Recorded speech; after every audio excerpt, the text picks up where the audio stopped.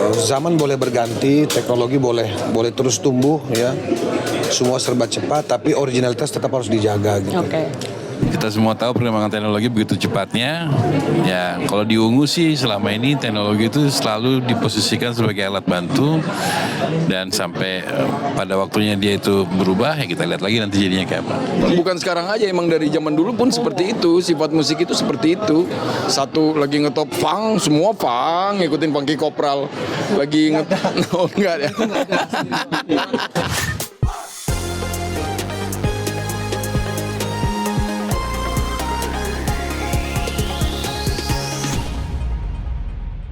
Halo, oke Zoners, welcome back to Music Zone. Kali ini gue bareng Ungu.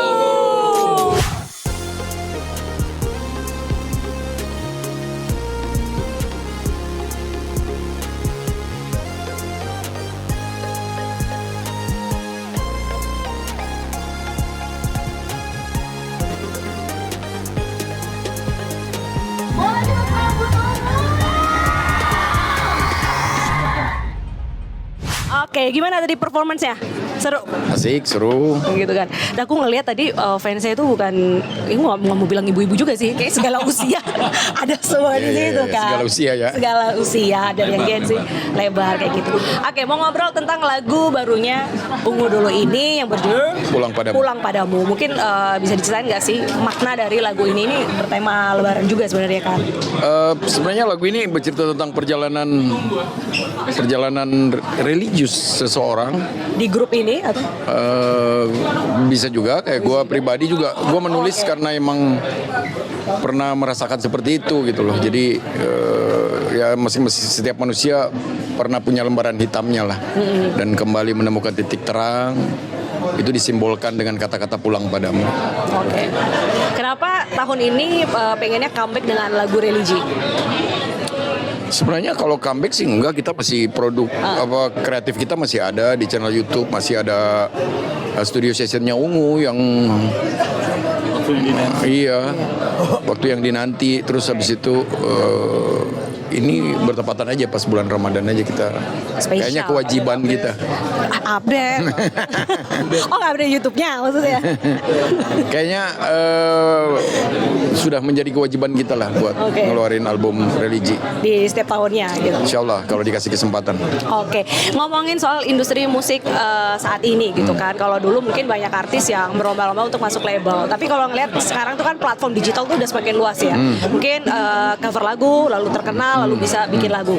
Dari Ungu sendiri melihat perubahan industri musik saat ini dengan digital gimana? Ini Mas AA yang concern sekali dengan saat ini tuh kan kalau dulu mungkin orang berlomba-lomba masuk label gitu, tapi sekarang dengan adanya media sosial mungkin cover lagu orang jadi terkenal dan bisa dengan mudah menjadi penyanyi gitu. Pandangan Ungu tentang perkembangan digital ini gimana?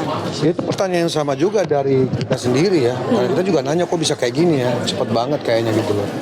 Tapi ya kalau bahasanya Mas Maki ya kita harus adaptif dengan situasi hari ini gitu kan. Makanya tadi di panggung saya sampaikan bahwa zaman boleh berganti, teknologi boleh terus tumbuh ya. Semua serba cepat, tapi originalitas tetap harus dijaga gitu. Oke. Karena soal bagaimana kita mengkolaborate teknologi menjadi sebuah karya itu nggak ada masalah. Yang menurut saya menjadi fake itu apabila kita melakukan karya tapi sudah tidak atau mengesampingkan soal originalitas gitu. Nah kami tetap concern terhadap originalitas itu tadi gitu. Kita menjaga bahwa karya-karya kita dari sisi apapun harus tetap asli, harus tetap karya kita sendiri. Tanpa ada campur tangan hal-hal yang lain. Bahwa kita menggunakan teknologi-teknologi tertentu dalam membantu karya-karya kita itu lebih kepada soal-soal teknis. Tapi kalau karyanya sendiri kita harus real gitu. Itu satu. Nah, yang menjadi pertanyaan sekarang apakah musisi hari ini siap dengan masa depan? Itu menjadi pertanyaan kita. Karena kita tidak pernah meninggalkan zaman. Kita khawatir zaman yang meninggalkan kita. Gitu loh. Iya kan? Karena kita Ungu hari ini sudah hidup di dua generasi. Secara industri ya. Gitu loh. Kita pun tidak akan memaksakan bahwa generasi hari ini harus mencintai Ungu. Tapi paling tidak Ungu tidak perlu harus didengarkan, minimal kita sama-sama menjaga karena Ungu bagian daripada hasanah musik Indonesia. Oke, kalau pandangan grup sini nih, Mas Onci gimana? Oke, tim B. Tim B, oke. Mau nanya ChatGPT dulu. Nah, itu teknologi. Ya kita harus apa ya? Istilah bijaksananya saat ini ya kita surfing with the wave gitu. Kita ikuti perkembangannya, kita pelajari. Memang tidak bisa dipungkiri kita memang makin semakin tua juga, kemampuan mengingatnya juga semakin berkurang ya. Mau nggak mau ya kita harus ikutin terus pelajaran salah satunya ya. Salah satunya mungkin itu ya Pak Dedan. Sama ya harus ikutin, kan kita kebetulan punya anak-anak nih. Anak-anak yang udah memasuki Gen Alpha. Alpha ya? Setelah Gen Z harus Gen Alpha. Ya banyak juga pelajaran yang kita ambil dari anak-anak kita sih. Menarik. Mas Maki. Surfing with the wave ya. Itu yang paling benar. Teknologi itu selama kita posisikan sebagai alat bantu mestinya nggak masalah. Tapi kayak Pasha bilang kreatif. Itu kan jadi lagu kan. Kita nggak perlu teknologi untuk bikin lagu. Cukup Onci ngomong surfing the wave, besok jadi lagu nih. Lagu baru. Oke, nantikan lagu barunya. Oke, Zona. Surfing with the wave. Surfing with the wave. Alat teknologi itu harus diposisikan sebagai alat bantu, tidak mereplace, tidak menggantikan proses kreativitas. Kenyataan hari ini masih bisa seperti itu, 5 tahun 10 tahun lagi kita nggak tahu.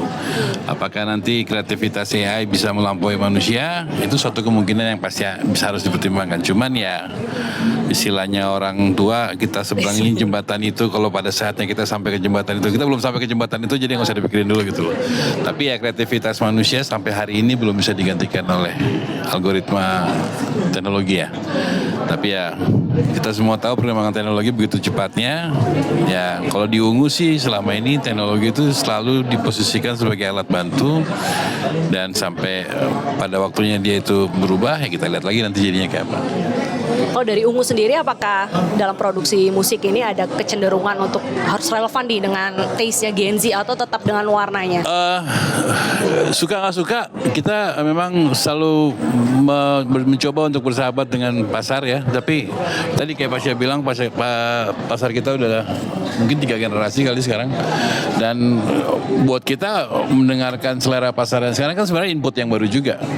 Buat merefresh proses kreatif kita juga gitu. Mungkin sudut pandang yang kita nggak tahu dari anak-anak sekarang, kita belajar lagi jadinya. Contohnya di Pulang Padamu ini kita banyak ngambil referensi dari yang baru-baru sebenarnya.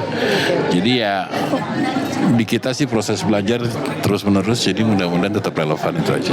Tapi kalau ini dari POV aku sebagai pendengar masyarakat gitu, ada zaman dimana ini lagi ngetren lagu galau, jadi banyak banget lagu galau. Terus mungkin sekarang lagi hibdut, banyak banget lagu hibdut. Pandangan teman-teman Ungu lagu hibdut, kayak dangdut tapi lebih yang Hibrid ya. hibdut ya. Iya, emang begitu dari zaman dulu pun seperti itu. Bukan sekarang aja, emang dari zaman dulu pun seperti itu. Sifat musik itu seperti itu. Satu lagi ngetop funk, semua funk, ngikutin Funky Kopral. Lagi oh, enggak ya. Ya dari zaman dulu kayak gitu. Zaman orang bikin band rock, banyak yang bikin band rock. Tiba-tiba di zaman Ungu mulai berkarir, pop rock semua grupnya ya seperti itu. Emang sekarang hipdut, iya pasarnya lagi ke situ, selera masyarakat lagi ke situ. Biar bagaimana kan industri bisnis musik itu kan memerlukan pendengar untuk mendapatkan pendengar sebanyak mungkin. Ya ibaratnya ya jualan ya, mau nggak mau harus menjual sesuatu yang laku. Itu aja. Yang mau orang yang gampangan aja. Ya misalnya kalau kita analogi bikin pisang goreng ya semua ikut jualan pisang goreng aja. Seperti itu lah. Burger gitu kan. Nah, burger. Kirami burger nih. Nggak mungkin kan semua lagi senang makan burger terus kita bikin cakwe gitu. Nggak laku cakwe kita. Mas Pasha ada pandangan nggak? Lelah banget Mas Pasha hari ini. Tentang kefomoan dalam industri musik. FOMO.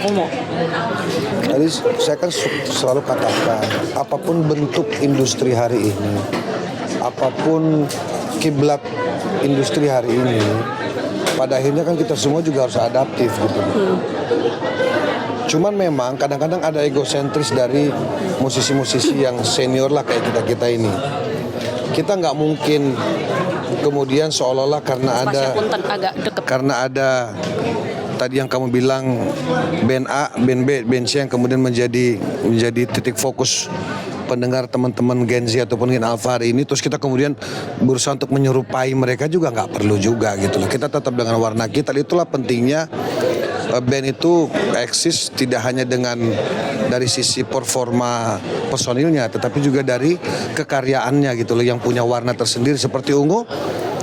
Saya yakin lah apapun bentuk atau warna musik yang dimainkan oleh Ungu, entah mencoba untuk beradaptasi dengan musik hari ini, tapi begitu Pasya masukin suaranya, ya dia kembali lagi ke Ungu gitu loh. Saya kira seperti itu ya.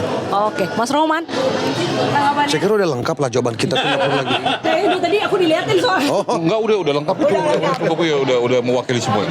Oke. Terakhir nih, kalau di era industri saat ini, cara menentukan lagu itu mungkin tenar, berkualitas itu masih dari viralitas itu, apa memang tetap karya dan true dari lagu itu, true color dari lagu itu, Mas Maki? Mungkin sudut pandang Ungu agak beda sama beberapa teman yang lain ya. Kalau kita kan yang kita jaga sekarang konsistensi, relevansi sama sustainability lah. Kita jalan terus lah. Tolak ukur berhasilnya single kita atau lagu kita nggak bisa dilihat dari satu persatu lagu gitu loh. Karena kita udah punya kumpulan lagu yang cukup banyak. Jadi yang kita lihat, makanya kita bikin YouTube series itu karena permintaan daripada teman-teman pendengar Ungu. Lagu ini diginiin dong, lagu ini diginiin dong. Jadi kita udah sampai ke level dimana portfolio lagu kita sekarang lagi kita acak-acak lagi nih. Kita mencari, kalau lagu ini dulu gini enaknya, sekarang kalau digini enaknya ya gitu. Oh tapi ada lagu baru nih, Pulang Padamu, kita rilis yuk. Jadi sudut pandang kita mungkin lebih ke memperbesar kumpulan lagu dan menjaga dan menambah pendengar Ungu kita. Dalam tahun ini mungkin ada potensi kolaborasi dengan Yang pasti tahun ini kita ada 3 show di luar negeri, ada di Hong Kong, ada di Malaysia, ada di Singapura. Plus yang di Malaysia itu kita akan collab sama penyanyi-penyanyi Malaysia di sana. Oke. Ada 5 ya kalau nggak salah. Dan udah siap juga satu single baru untuk setelah Lebaran nanti. Setelah Lebaran ini kita udah siap satu single. Berarti nanti balik lagi ke Music Zone dong? Ke? Music Zone. Ke Music Zone lagi. Iya dong, jangan lupakan Music Harus Zone. lagi dong. Gini ya, pastilah. Kamu tuh support. Oke, thank you banget. Betul, gitu kan. Oke, minggu depan kita lagi ya di sini ya. Habis single baru nih. Oke. Kita sekarang jaga konsistensi itu 3 bulan sekali bikin single baru. Karena kan paradigmanya single ya sekarang, bukan album lagi. Jadi kita lagi coba jagain itu aja sih. Oke, thank you. Sama-sama. Teman-teman Ungu, teman-teman dong, kita jiwanya masih muda. Sukses selalu dan bye-bye. Oke, Sounders. Thank you, Mas Pasya. Thank you, Mas Enda. Terima kasih ya. Mas Maki. Selamat istirahat.